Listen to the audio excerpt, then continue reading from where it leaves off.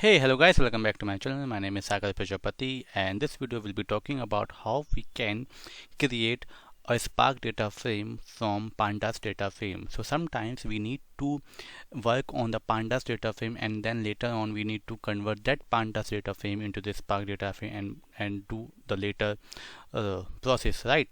So let's see how we can do in the Databricks. So for that, what I'm gonna do first, I'm importing one library that is called Pandas, right? And then here I'm gonna create one list, we can say, not list, or we can say a tuple of list. Here I'll pass my data. Let's say one is the ID and second name is the name of the student. And likewise, I'll add one more tuple in here and I will give another name. Cool. Now, if I want to create a data frame, I mean the Pandas data frame, what should I write? I should write here df underscore pd. This is called my Pandas data frame, and then pd dot data frame. Cool. And here I'll pass my list.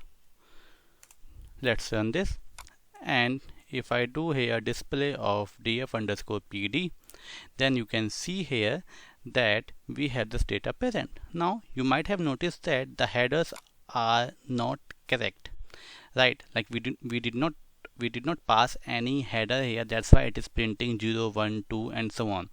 Cool. So in order to pass the header, we have to define here columns parameter as a list, and then you can see I'm gonna pass here ID comma name. Cool. Right. Now afterwards what we can do, we can simply create a Spark data frame out of it. So I'll write here df is equal to spark dot create data frame df underscore pd. Cool. And just display df instead of df underscore pd. Now you can see we have the data present. Now if I click on this, then you can see id is present as long and name is present as string. Cool. So this is one of the way. Now I'll just copy the code and paste it over here.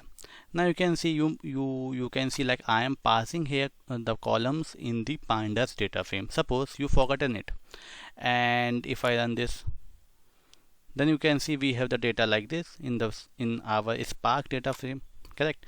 And now what I want to do, I want to give the names. So here also you can pass schema a second parameter and pass the same thing. Instead of columns, you can name it as schema and pass it like this.